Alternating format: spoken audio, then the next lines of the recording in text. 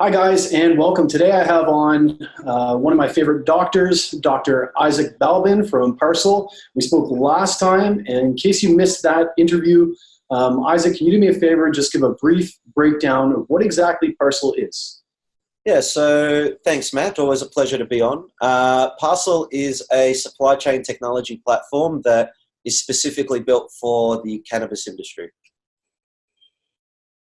And I understand that you guys are doing something a little bit different. You have an airdrop of sorts coming up, but you've kind of appropriately coined it the reward drop. What exactly is a reward drop, and what's the difference between an airdrop and a reward drop?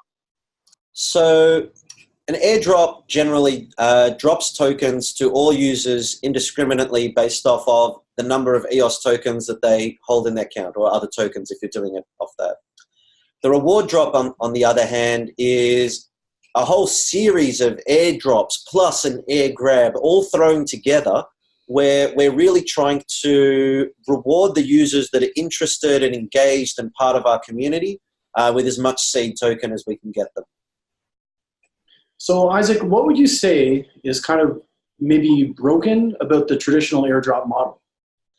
So I think with a number of airdrops, one of the problems is that there's so many of them that people don't pay enough attention. They don't take the time to go and research the project, find out what it's all about, and projects then suffer from a lack of community engagement, and people don't value those tokens the way that they really should.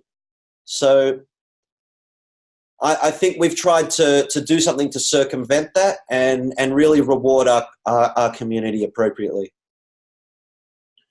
So let's talk about the token that you're actually going to be dropping. It's otherwise known as the seed token. What exactly is its model, and what would incentivize somebody to buy and hold seed? Yeah, so Parsl, as I said, it's a supply chain technology platform, and all of the clients and users of that platform need to pay subscription fees to have access to it, and they pay those subscription fees in seed token. There are 2 billion seed tokens, and it's got an annual inflation of 5%. And people really want to buy and hold seed because they get rewarded, both as part of the reward drop, but then also ongoing so that they can share in the success of the Parsl ecosystem. Awesome. When exactly is the snapshot date, and when are you actually doing the drop? So the initial snapshot's happening on the 24th of October, and the first airdrop will be commencing on the 29th of October. So the reward drop, as I understand, is a series of 12 drops, beginning, of course, with the initial drop. How exactly do the subsequent 11 drops work? So the subsequent 11 drops, they work differently because they work based off of snapshots of the seed token holders.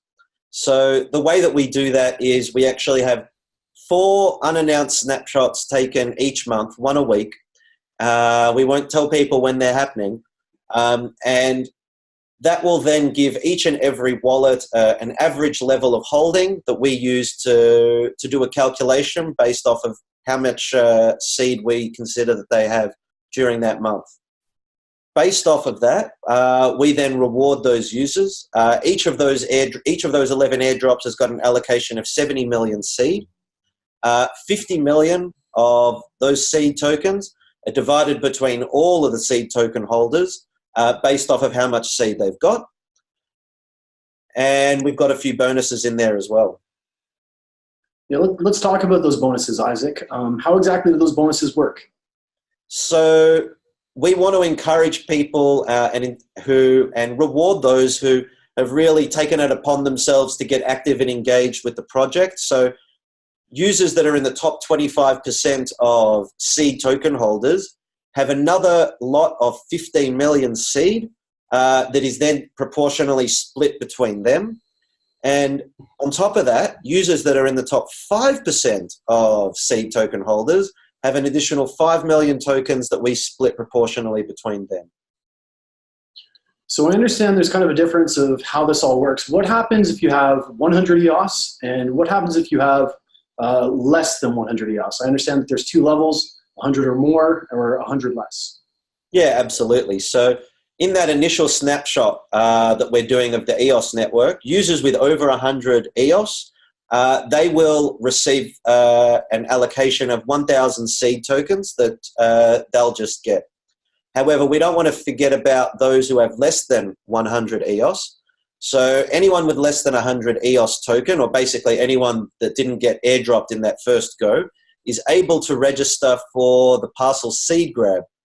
The Parsl seed grab is like an air grab, but what we do is we've got 10 million seed tokens sitting there allocated for it, and we're allowing all users up to the 1st of January to be able to register for that seed grab.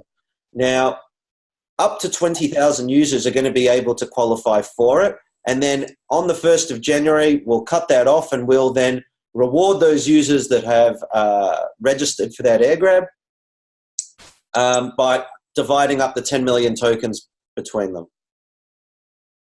I understand you guys are doing something a little bit different with exchanges. Do you want to talk about that and maybe discuss kind of some of your reasoning for that? Yeah, sure. So because of the nature of our model, we're going to be taking unannounced weekly snapshots, and there are difficulties in doing that with the way that centralized exchanges operate.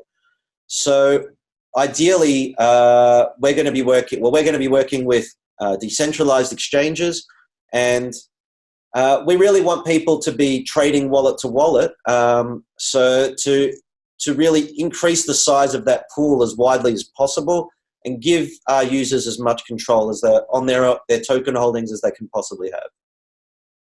I really like the model. I think it's really cool. It's an interesting way to incentivize people to take an interest in the project, hold your seed tokens, possibly even buy some on exchanges. And I think that it's kind of cool. And I think that it's a really well thought out model that has the potential to maybe change the way a lot of projects are doing business. Where can people come and find out more? Yeah, so, I'd always encourage people to come and join us in the chat in our Telegram channel. And additionally, if they're looking for more information, a good first place to start is our website, where they'll be able to access information and documentation explaining everything I've talked about here and more. I really like Parsl. I think it's a cool project. I think you guys are doing really cool things, and I look forward to chatting with you about updates in the future. Awesome. Thanks, Matt. Always great to chat with you. Pleasure as always. See you soon.